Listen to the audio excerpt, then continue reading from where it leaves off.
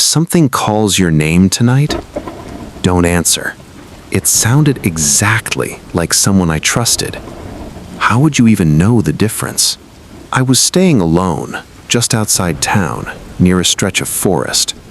The house wasn't mine. I was watching it for someone I knew while they were away. There wasn't much around, no close neighbors. Signal kept dropping, sometimes completely gone. At night, it got quiet, too quiet. But I didn't think much of it at first, because someone was supposed to come by later that week, and I figured if anything felt off, I wouldn't really be alone. The first night felt normal. Nothing unusual, nothing out of place. I settled in, did the usual things, checked the doors, turned off most of the lights, left one on in the living room. It was quiet, but not the kind of quiet that feels wrong, just still. The kind you expect when you're far from people. I remember sitting there for a while, just listening to the rain against the roof. It had a steady rhythm, predictable, almost calming. At some point, I stopped paying attention to it completely. That's when I noticed something else. At first, I thought it was just part of the rain, a slight break in the pattern, something out of place. I stayed still for a second, just listening. It didn't happen again right away, so I brushed it off, went back to what I was doing. But then it came again, faint, distant, just enough to pull your attention away from everything else. I froze that time, because it didn't sound like rain. It sounded like someone saying my name. I sat there, trying to make sense of it. There wasn't anyone around, no neighbors close enough, no reason for anyone to be outside that late. And even if someone was, they wouldn't be that far out near the trees. I told myself it was nothing, just your mind filling in gaps. It happens when it's too quiet. You start hearing things that aren't really there. So I ignored it. At least, I tried to. A few minutes passed, long enough for me to start relaxing again, long enough to convince myself I imagined it.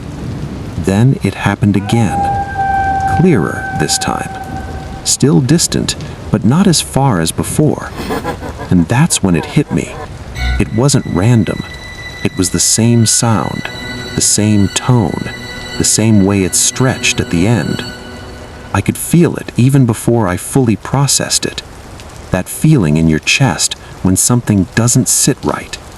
Because this time, it really sounded like someone I trusted. Not just similar, not close, familiar. The kind of voice you don't question. The kind your brain recognizes before you even think about it. And that's what made it worse. Because even then, something felt off. I couldn't explain what exactly. It wasn't loud enough to be clear, but it wasn't unclear either. It sat somewhere in between, close enough to recognize, but just wrong enough to notice. I leaned forward slightly, trying to hear it again, waiting. The rain kept going, nothing else.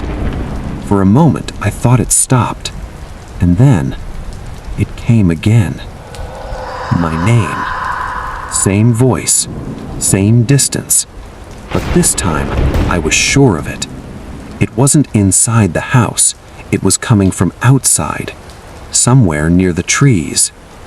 I didn't get up, I didn't go to the window. I just sat there, listening, trying to figure out if I should even react. Because if it was someone I knew, why would they be out there? And why did it sound like that? I remember thinking, if I just ignore it, it'll stop. That's what you tell yourself in moments like that. You give it a simple explanation, something safe, something normal. But the more I listened, the harder that became, because it kept happening.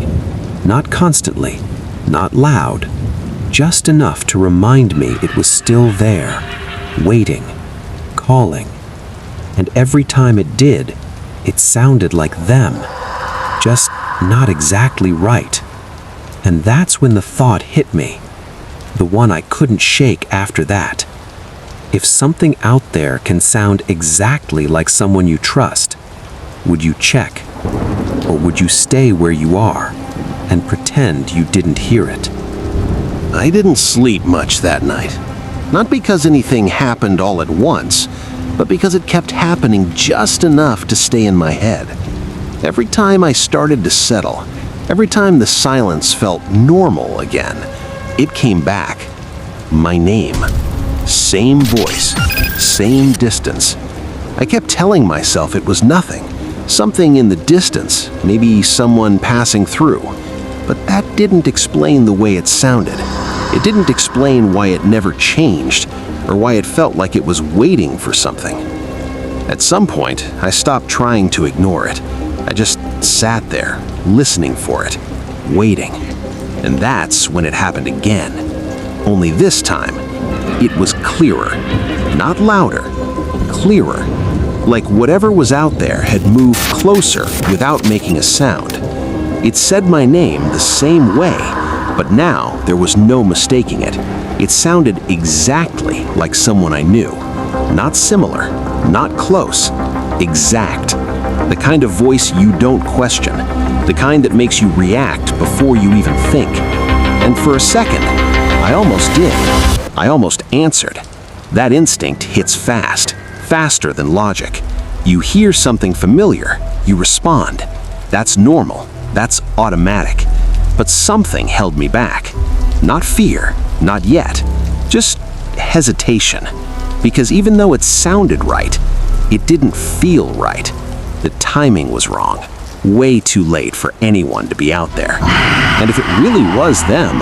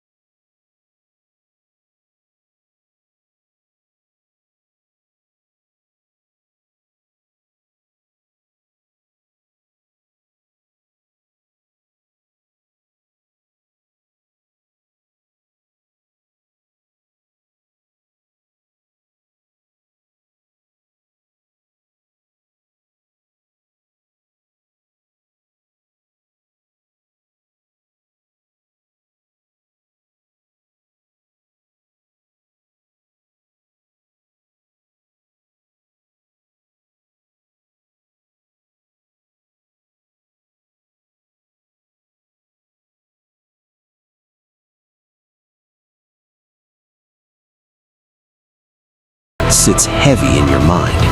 What if they actually need help? What if something's wrong? What if you're just standing there while someone is outside calling you? That's what makes it difficult. That's what makes you second guess everything. And then it happened again, right outside. Not distant, not unclear, right there.